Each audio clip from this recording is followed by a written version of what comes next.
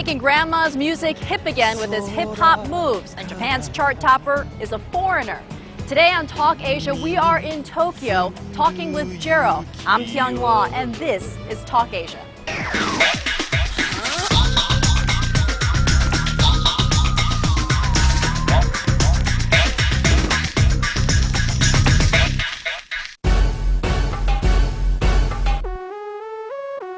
His look is clearly hip-hop. His sound, though, is something completely different. Jerome White Jr., or to his Japanese friends and fans, Jero, was born in Pittsburgh, Pennsylvania in 1981. It was through his Japanese grandmother that he picked up Enka, a traditional form of folk singing that first flourished in 1940s Japan. Seen in this grainy home video, Jero honed his craft at a young age. After graduating from university with a degree in IT, he headed to Japan, where he taught English and entered a singing contest.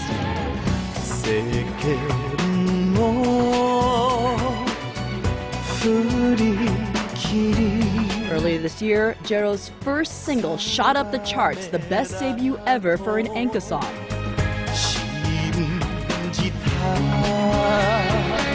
These days, as he's quick to point out, he's looking to draw fans old and young.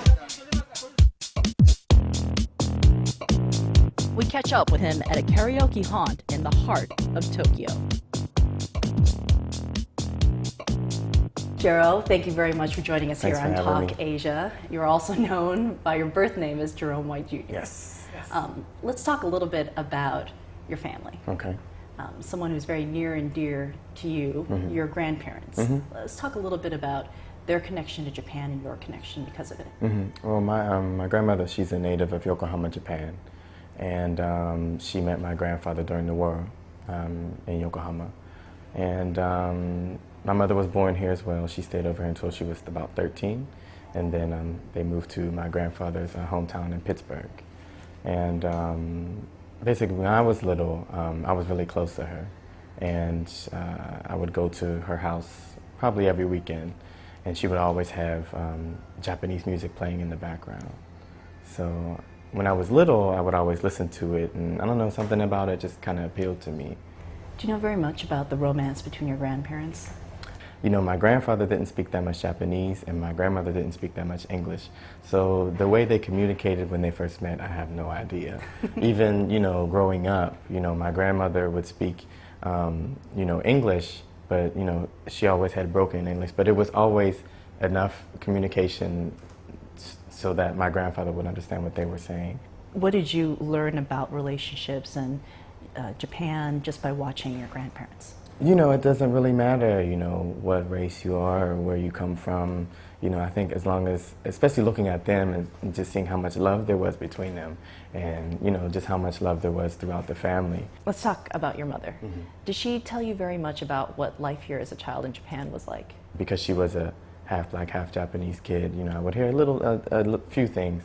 You know, she would get bullied and, you know, they would, you know, maybe look down upon her, and, you know, she had a lot to deal with during her childhood, but I think, you know, after she came to the States, you know, she was able to adjust a lot better in the U.S., but, you know, that was a very, very difficult time for her, and, you know, she doesn't like to talk about it. So your impressions of Japan growing up, did you have any formed by the stories that your grandparents and your mother told you?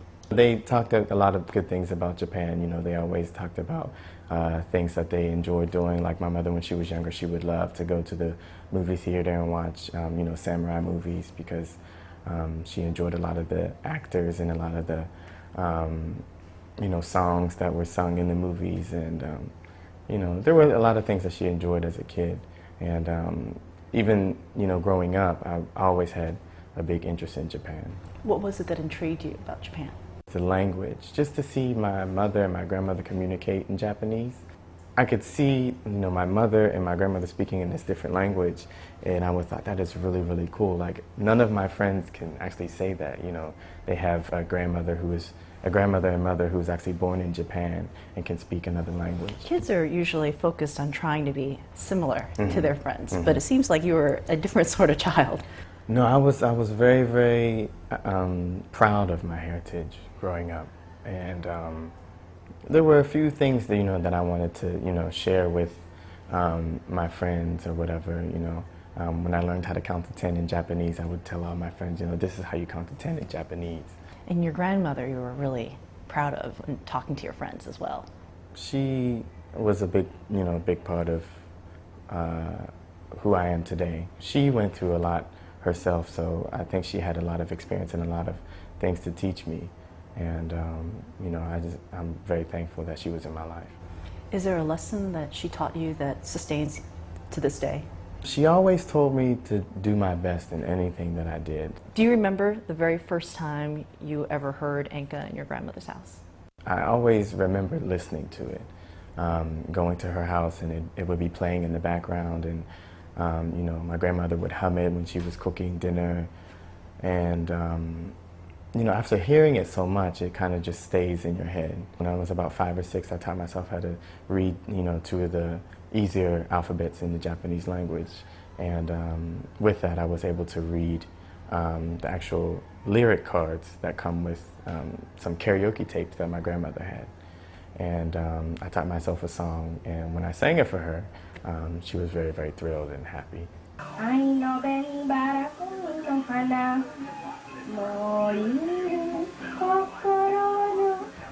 Is that the video that you had shared with us, that home Yes. video where you're singing? Mm-hmm. So that's a video when you were actually singing to your grandmother, and Right. she was happy. Right.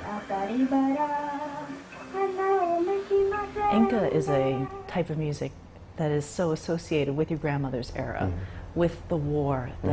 The songs and the lyrics are about the heartache and the love and the loss of that era. What is it that spoke to you as a young child?